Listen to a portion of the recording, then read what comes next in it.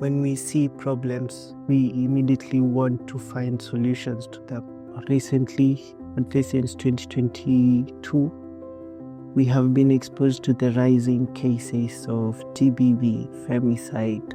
When these cases get to court, it's very hard for justice to be served. Not because the cases themselves or the instances didn't happen, but because you have to prove that they did. We can help you even if you're in a rural place. So we're also connecting it to a USSD system, which we're planning to have it as a toll-free USSD. So this means that when you dial us, you're able to see where you're at, even if you have the bracelet. So it's offline and online, inclusive. Welcome to yet another episode of Voices at the Edge. I'm your host, Atieno Oteno. Today we are joined by two amazing young people who are creating waves in the GBV space, and they're here to talk to us about a bracelet that is supposed to help women to stay safe. This is a bittersweet conversation because how did we get here? How did we get to the point where we cannot walk freely? How did we get to the point where we have to protect ourselves from our fellow human beings? So stay tuned. Wesley, welcome to the show. Thank you for having me. It's a pleasure. Thank you so much. And later on, we'll be joined by Edith, who is the techie and the women in STEM. So welcome to the show once again. Thank you. And thank you so much for being here. I love the work that you're doing. Thank you. We're trying. There's still a long way to go. And thank you for the kind words. Yeah. So before we begin, tell us about yourself. So my name is Wesley and Edith. Serve as a co-founder and the CEO of EVESHIELD. A student at Mount Kenya University. And an advocate for social justice at heart. Thank you so much. I love that you've mentioned that you're students. I think it's very impactful.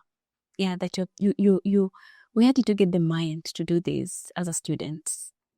I think our generation is quite unique. Some love us, some don't. But one thing we do have in common is that when we see problems, we immediately want to find solutions to them. We don't love being subjugated under problems. So this is a problem I saw and was like, let me help in finding a solution to this. Not just stay and be subjugated by it. So tell us more about how the idea was born. So the idea of the EVESHIELD bracelet was born from frustration. Every single year, more recently, I'd say since 2022, we have been exposed to the rising cases of GBV, femicide, and it's been all over the news and social media, and discussing about it, giving information about it is all well and good. But when we sat down with Edith, we were like, surely we can do more. So I think that's kind of frustration of understanding that to change the mindset of a generation, to change the ideologies of people will take time, but we still need to do something on the ground now. So that's kind of where EVESHIELD was born, to be this bridge between the then and the now. It's not deniable that this problem is getting out of hand, and we are still very far from winning the fight. But as we wait to win the fight, we have to do something. Yeah. And I appreciate that, the fact that you you and your co-founder sat down and decided that let's do this. Thank you. Yeah, I think it's amazing. So tell us more about the bracelets. So the bracelet enters in to solve a myriad of problems which we figured we noticed. One being the aspect of having a tool that can help you out when you're in need, right? Many a times when you find yourself in such a situation, which is a very unfortunate event, there's rarely much that you can do. It's very difficult to get yourself out of that situation. It's very difficult to ask for help in that situation. And many a times we may find that the ones who we know would help us are far away, and the ones whom we expect to help us don't.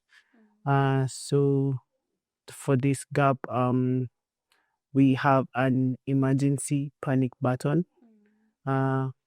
which is supposed to be connected to the emergency contact to alert them that, hey, I need you. But not only that, it's connected to our app, which gives you access to a whole community of people who can come in and help you out before any other emergency correspondence or whatever come into the place. We also figured that when these cases get to court, it's very hard for justice to be served. Not because the cases themselves or the instances did happen, but because you have to prove that they did. And sometimes maybe it's your emotions or just even the lack of a tool to help you out in gathering evidence isn't there. So we also saw that as a very big gap, and how we went about it was coming up with a feature that allows you to record what's going on. And this is very important, especially when you add into the fact that this recording will be saved onto blockchain technology, ensuring that it can't be tampered. So when it's utilized in court proceedings, you can be guaranteed when you hear your voice that it, yeah. So this is I think the statistics is over 90% of these cases, they actually don't lead to any sort of conviction. And I know part of the problem is societal bias, in the sense that people will say, yo, you just solve it on your own. But we're beyond that, I think. So when it's so rampant, we now have to think of infrastructure that actually helps, not just hides the problem under the rug. Yeah. Because it's not an individual problem. It's a societal problem that if two parents are fighting, that is generations of trauma for the children. Yeah, so we cannot say tengenezeni maneno yenu. Yeah. Yeah, and so many of us were exposed to that being like a norm and people not having a way out. I think the conversation around it is giving so many people confidence to actually leave this toxic situation. And we are glad because we have met so many powerful ladies who've taken that bold step, and we keep on encouraging them how I can. Yeah, that's amazing. So take us through what the process has been. What has the process been like? So when you come up with an idea, you have to tell someone quickly. Or else it's gonna, it can disappear. So luckily for me, Edith was there to be my ear, and we went through a brainstorming session and we thought we had the whole ecosystem figured out. So once we were confident in it, we had to seek further validation. So we reached out to a few friends. Friends are always positive when you give them an idea. So we wanted more clarity from people who don't know us personally. So we made a survey, and I think so far it's reached around 1,200 people, where we asked them a few questions about the topic, give them a brief about our solution. Then we were like, do you think it would help? Would you buy it? Do you buy it for your family? And especially the last questions of, do you think it would help?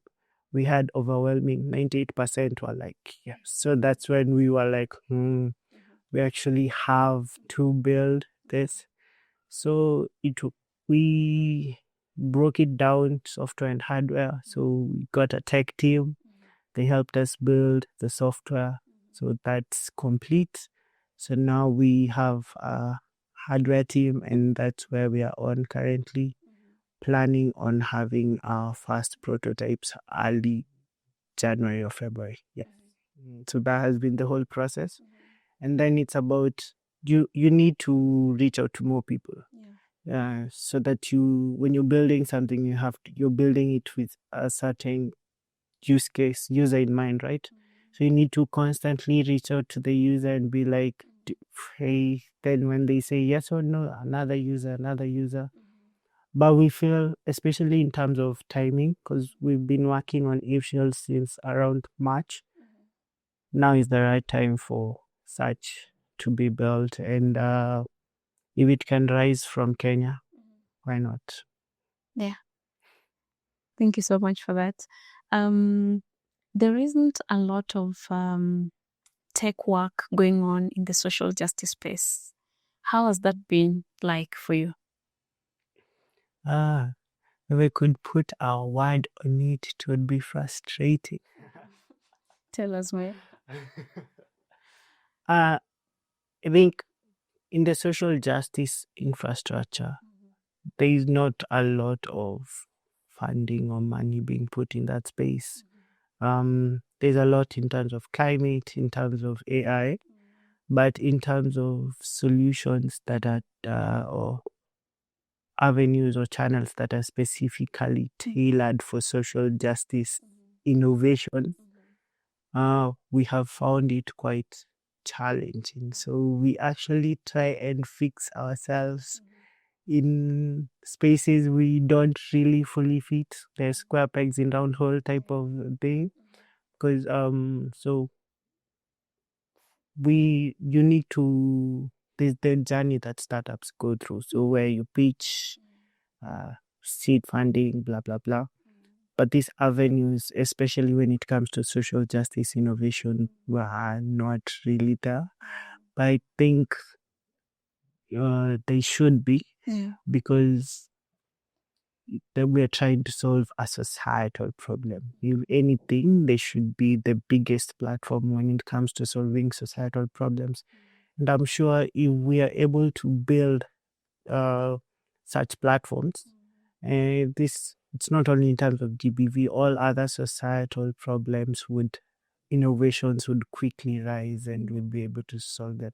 I know the ideas are there. It's the platform that's kind of lacking, but regardless, aside from this fact, we still keep going and building because we kind of already have a responsibility to all those who took our survey. So Yeah. we keep building still. Yeah. The GBV space thrives on partnerships. What is the space or the role of partnership when it comes to the bracelets in the app? Yes. So partnerships are very, very important because we have actual heroes and heroines who are on the ground every single day and have to deal with a lot. For us, we know that they are very important for our future because they would be our ambassadors and they can give us the realist review on whether or not what we have in mind, the technology we are trying to build, will actually help people out.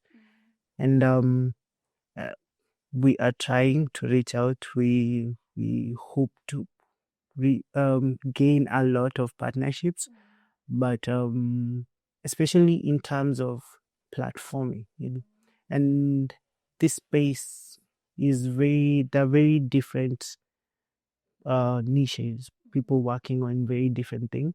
But I think for something like EVESHIELD, we would require a kind of massive collaboration between all the partners in the space, both the governmental, non-governmental, the CBOs, all the likes. And we are hoping within the next few couple of months we'll be introduced and we can get to actually work together. Yeah. Yeah, that's amazing. And is there room for say these partners to be part of the app? Yeah. Yes. I think Like in the actual application itself. Yeah. Yes. There is a lot that the app will have, and Edith will come and share more on it, I'm sure. But in terms of putting them in the app, yes, because there are already structures in place. So it's just about getting all these different structures and putting them in one collective space where we don't have to overwhelm our users with have this for this, have this for this, and have everything can be put together in like a one-stop shop. And I think everything is possible. That's quite easy to handle. And it's upon them and us to agree to work together for the sake of everyone we are trying to protect and help. Yeah. Okay, I don't know if it's right for me to ask this question, but roughly how much will we spend on these bracelets as the end users? As the end users, Yes. we are trying to make it like very affordable to increase the impact it can have. And technically, there shouldn't be a price on safety. Absolutely. Safety is a right. But unfortunately, there is. I would say roughly in and around 2,000 Kenya shillings. That's very fair. Yes. Yeah, we are trying. Should be possible. 2,000 should be the magic number. Okay. I think that's affordable. Yeah. But in case it's not, we were talking about partnerships, right? Yes. We would encourage so many people who are in the space who feel that this tool would be very helpful for their users. Give them a helping hand. Maybe even the government can decide, call it a pandemic and give everyone a helping hand. Absolutely. Yeah. And perhaps we could get it at a subsidized rates. Yeah. Thank you so much. So as Wesley now, what are some of the learning points that you've had in the process of building from the conception of this idea to the process of building this bracelet? So I think I had to unlearn a lot. There's subconscious bias and that's built up upon the ears. So I learned to listen, learn, understand, and this has been very important in figuring out the user, right? Because I had this quote recently: for you to be a good founder, you have to fall in love with the problem. So I think I've tried to expose myself as much as possible, to listen to so many users, watch a lot of documentaries and media about the space, and just understand that the victim will always be blameless. That's how I feel. That the victim will always be blameless, and at times we fail at that as a society, where we always want to victim blame. Yeah. So I think that that's been a major learning curve in understanding the user in terms of the whole building process and trying to make EVESHIELD the next great startup. What I learned about that is that patience. There's that you want things to work out immediately, have a million bracelets every corner of the country. So patience has been key for me. Taking time to conceptualize and make sure that we're not just building for the sake of building. We're building something that's going to last, that's going to have impact, that's going to help out, that's going to scale. And once you've done that, then everything else is just going to fall into its own place naturally. Yes. Great. And a lot of people, or a good portion of the society usually raises eyebrows when a man is involved in these things. How has that been like for you? I haven't experienced much of that. Much being key. I think everyone who I've ever spoken to is when you're aligned that we're building for the end user, right? Whatever avenue the solution comes from is not really, shouldn't be the focus. Exactly. The focus should be, will it help? Yes. Can it bring about change? Yes. Can we save lives and all these things? Yes, yes, yes. And the boxes are ticked that this is going to be impactful, then where it comes from is not really a factor. So, from my personal experience, I've always had like positive feedback from all my friends and all that. This is amazing, because this is not just a women's problem. Yeah, like, and wherever the solution is going to come from, it should be welcome. Exactly, like you said, it's not just a women's problem. Like, I mean, this is everyone's problem. It's a pandemic. Yeah, and it doesn't matter where the solution is going to come from. So thank you so much, Wesley. Thank you. And now we will get into a conversation with Edith. Thank you so much for joining us, Edith. Thank you too. I'm excited. Thank you. I'm so proud of you for the work that you're doing. Thank you. So kindly introduce yourself. My name is Edith Kairanja. A tech enthusiast and a student in Technical University of Mombasa. Yes. Thank you so much. So tell us more about the EVESHIELD bracelet. How does it work? What features does it have? Amazing. So EVESHIELD bracelet is a very exciting bracelet. So the whole thing on what we're doing, our bracelet is our first pilot, but technically what you're doing is we are venturing into a safety wearable tech. So this means that we can have this device, we can have this software into many discrete ways. So it could be in your earrings, in your chain, in your specs as well. But now our first venture will be to have it on a bracelet, because we felt like that is the most discreet way, and also many people do have a bracelet. Yeah. So how it works is we have a GPS tracking where we can get your real-time location where you are, And we also have a panic button which will alert your emergency contact. And also our private security service. And also now connected to our app according to the location where you are at. We want it to be something like it's community based. So many people around your area could have the alert and will have to come and rescue you timely. So we're about to on how you're going to reach there faster. Who's the fastest person to reach you so that these cases don't escalate from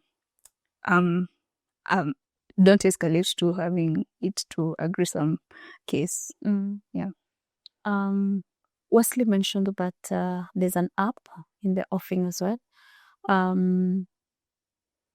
How central will the operation be? How central will the operation be? Yes. So the app itself is supposed to be connected to the bracelet. So that's one key feature. So how this is when I said we're having it GPS location tracking, so we're going to have like real-time maps where we are able to see your exact location and we're able to follow in direct way on how you're moving. And also we are having one of the other features that we're having is also motion detection. So we're able to have like a graph or bar graph and showing like how your motion is going and if things spiral, at what time did it happen, how bad was it, just to track and see how it's going to be. And also now in the app, we'll have the legal aspect where we want to partner with people. So having a legal chat board or having like a source where people can come, we merge them with lawyers to help them in navigating their justice. And also a mental health chatbot and also mental health specialists where now they are able to talk to them. If you feel you're not comfortable to talk to someone, then you can talk to the chatbot.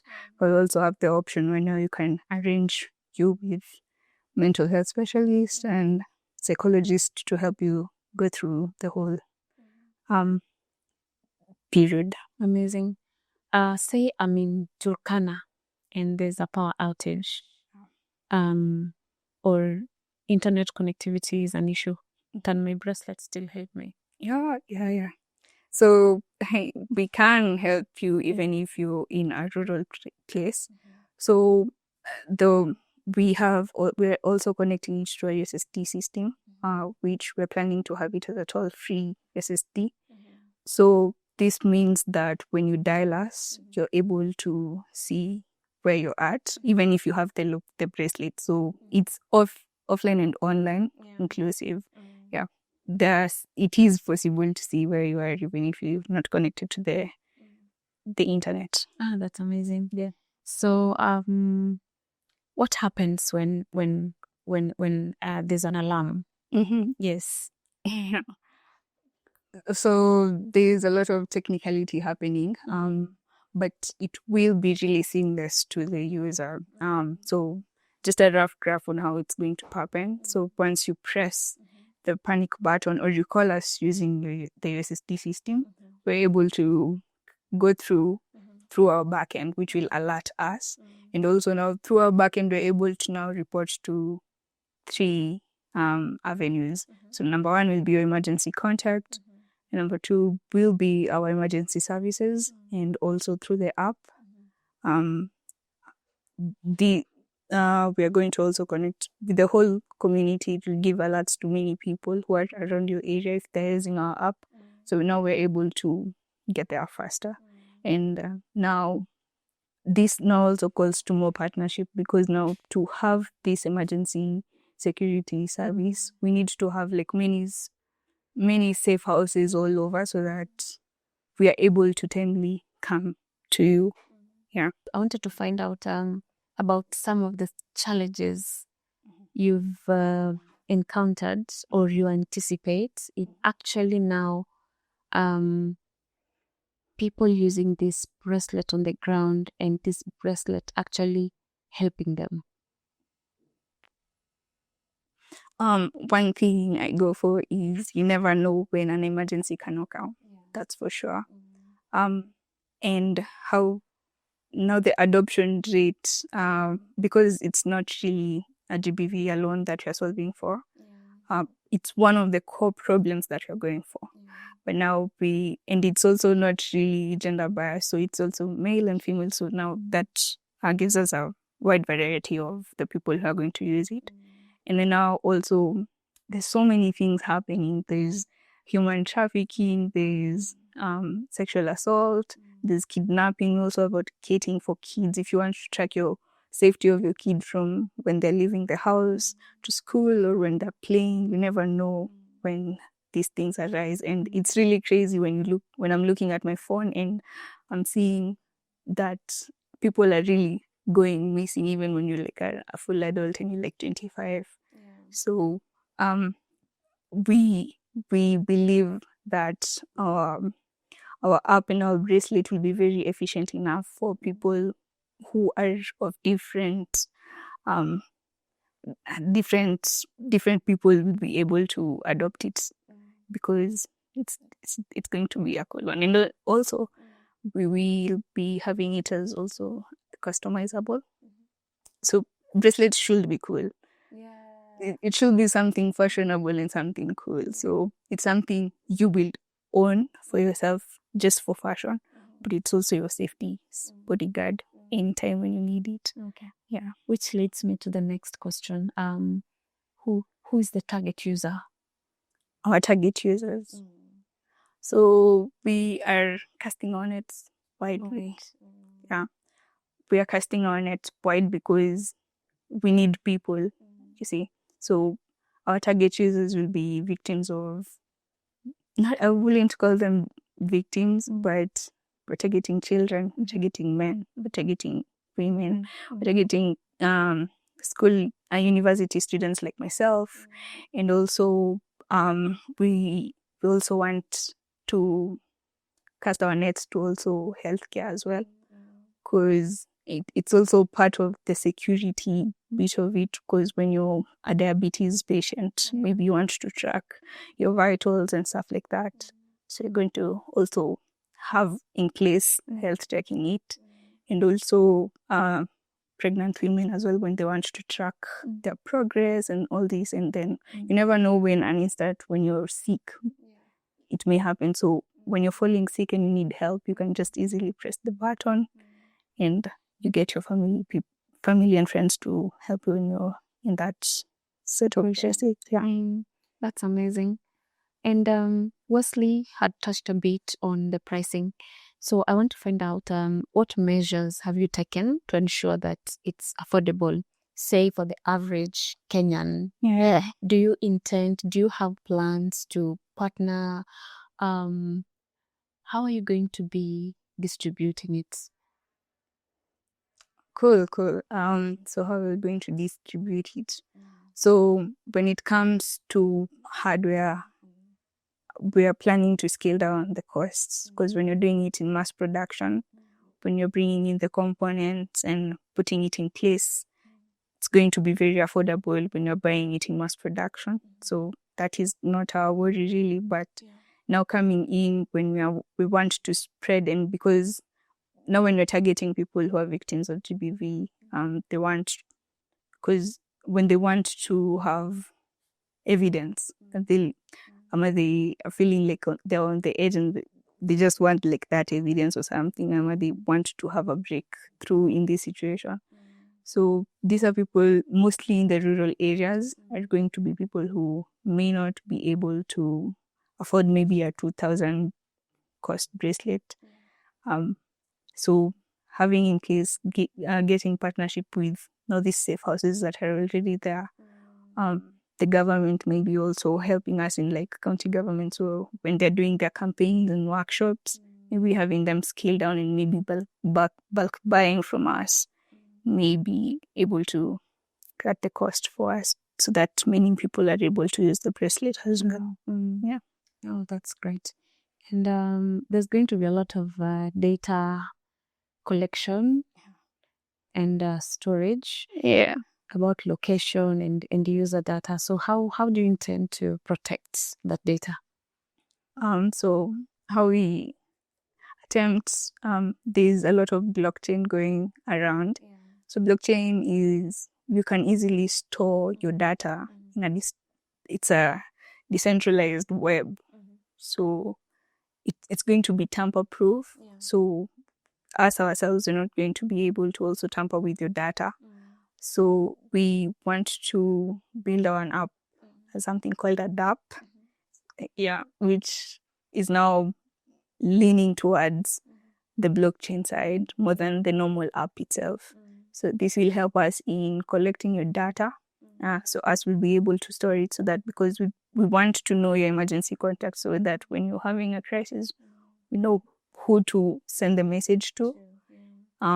But other than that, when it comes to the sensitive matter where it's now us collecting the voice recording, we feel like that will be sent out to the blockchain side of our app.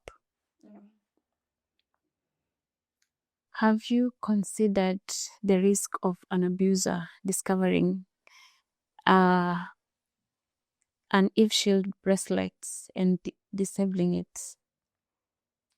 Yeah. So we've thought about this, even when thieves know, like, it's a bracelet and it's something that they know it's tracking, it's doing, if it's an abuser.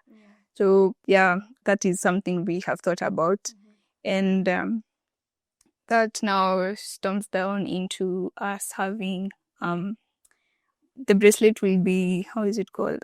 Tamper proof.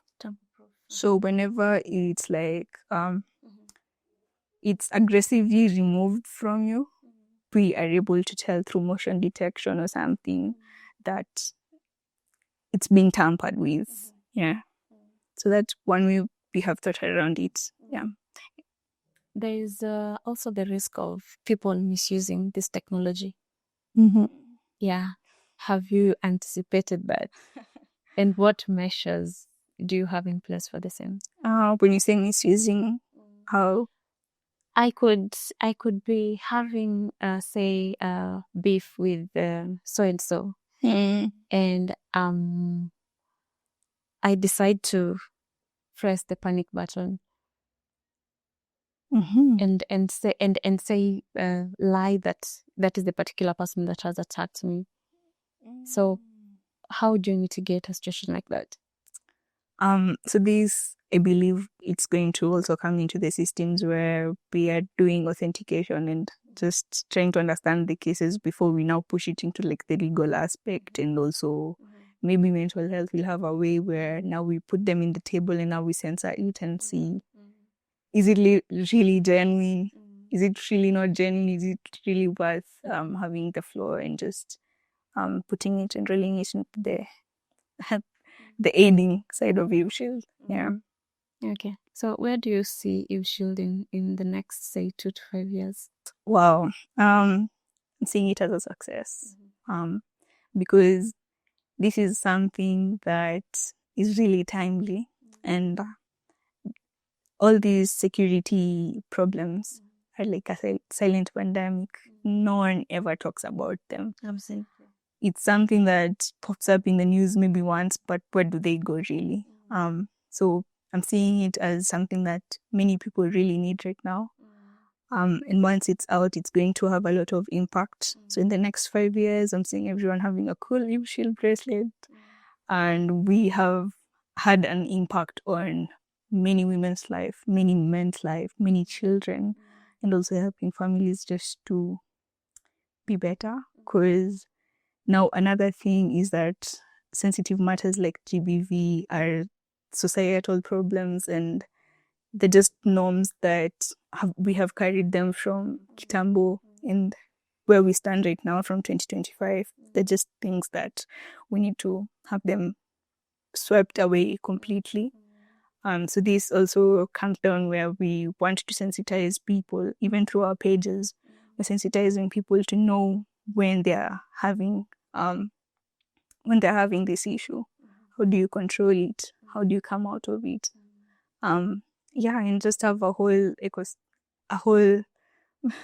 society where dignity is really not something that you have to buy or anything, but you walk freely, you walk safely, you express yourself well. Yeah. Okay. So other than the features that you've mentioned, are there prospects for more such like gadgets in the future, or more features on the app? Yeah, completely. So we are prospecting that our pilot is going to be the bracelet first, but we now see ourselves even doing amazing wearables. Your ring, your spectacles, your earrings. You come in with your wearable, and now we just input our software in yours, and you're able to use it. Yeah. How do you envision the position of technology in preventing GBV in Africa now and in the future? Technology for me as an enthusiast, I'm really big on technology, and I see it having a lot of potential that has not even yet been explored. And us trying such a thing with EVESHIELD, trying to sit down and looking at GBV, how can we solve this with technology? How can we solve child kidnappings, human trafficking, and all these things? So I feel like technology is going to have a lot of impact in it. And I've seen so many people trying cool things in health tech, in climate tech. But now when it comes down to social tech, I think we need to explore that even more and have more bigger solutions to it. Yeah. That's amazing. I know that this is not the first tech product you're building, right? Yeah. So how has building this product, EVESHIELD, changed you as a person? Well, EVESHIELD has made me be very empathetic in listening and understanding, because we went through a vigorous period of researching for like months even before we settled on what we're going for. We had to listen like completely to stories on the internet, talking to people, just to understand the whole scope and what they actually need and what's actually missing. So that really grew me to be very empathetic, and also pioneering myself into being, I don't know, how will I say it? Very ambitious, because this is something really untapped. It's really risky. No one has done it before. I don't even have a blueprint on how to do things, but just having that ambitious, having grit, and also having a lot of faith in how I'm devoting and how I'm going to walk through this path until it's something that I achieve in the next 1.5 years. Yeah. Profound. So what has been the most rewarding bit of this journey? The most rewarding bits, or the most rewarding moments? a day like this one. This is so rewarding because having people hearing about us and being so intrigued by what we are building and giving us a position to sit down with them and explain it. It's so rewarding and it's so mind-blowing sometimes. And I think that even fuels my ambition and my drive to want to build this even more. Because even when I'm talking to my friends, seeing the light that people have in their eyes when I'm expressing the tech to them, when I'm expressing myself to them, that is everything to me. I don't have anything solid yet, but just seeing how people accept it, how our WhatsApp community is also accepting our idea and also giving us the runway. People also in our socials reacting to what we have. Yeah, and just having one-on-one. I love talking to people right now and just telling them, hey, there's this thing. So how do you see it? What are the improvements that I can make? The feedback as well. Yeah, that's everything. And the feedback is great for continuous improvement. Yeah. you get so many insights. Like, today I will be comfortable with this. If you made this in your so many, even having responses like, man, I had gone through this situation and I feel like this, if I had this, things would have been very different for me right now. So the feedback is always amazing, but there's also critical feedback that we have to now sit down and move our pieces a bit and see, bebe, ni ukweli, and what can we do better? Ama, how can we censor this feedback, this critique? Yeah. That's amazing. And what message do you have for a woman, as we wrap up, a woman who is feeling unsafe today? You can look at her. For a woman who's feeling unsafe, safety shouldn't be something that you feel that is being deprived from you. And if you're feeling like that, I'm sorry. But there's always a way out through a hard obstacle. Maybe that means you reflecting back and seeing how you can move your pieces as well and coming through that tough situation. But things do get better, and when you feel you got, probably we will be there for you next year or anytime. But we advocate for people to be very free and have free spaces, and you can always have change. Yeah. Thank you so much. Thank you. So Wesley had already mentioned that you're looking at February. Yep. Yes. So when can the random end user be able to have their hands on the EVESHIELD bracelets? When can we expect for that to happen? We can expect that to happen next year around August, if we get the funding to have this mass production. Right now, all we're doing is we want to test the prototype. And that's now coming down to February. And when we're now doing the end-to-end test of our software and our hardware, how accurate are we? Because we don't want to have it rushed and then we have so many bugs, or people having so many challenges with it. So we're going to have our pilot tests, our prototype ready by February. Then we are going to have a small pilot with around 30 to 40 users in July. And then now, if funding goes well, then our projection should be around August, September. We have it ready for mass production. But now, when we're having sales and marketing and we're big and everywhere, I think 1 year is enough to have EVESHIELD ready for every Kenyan and every woman and every person around by next year. Okay. Thank you so much, and thank you for the work that you are doing. Yeah. This is new, like, for all of us. But I feel like it's going to steer us in the right direction in this fight against gender-based violence. Thank you so much. Thank you too. Thank you for having me. And thank you for joining us and for sharing this with us. Cool. Anytime. I hope that once we're out, we will have room to come and talk to your viewers. Absolutely. I'm hoping to host you guys again so that we can chat more about now the end product. Amazing. Thank you so much. I'll be glad to join you again. Yeah. Thank you so much, guys, for joining us on this episode. These are two amazing young people doing the most with their lives. At that age, I was buying myself nice clothes, and I know most of you can relate. So kindly let's support them, and let's hope to have these bracelets on our wrists soon.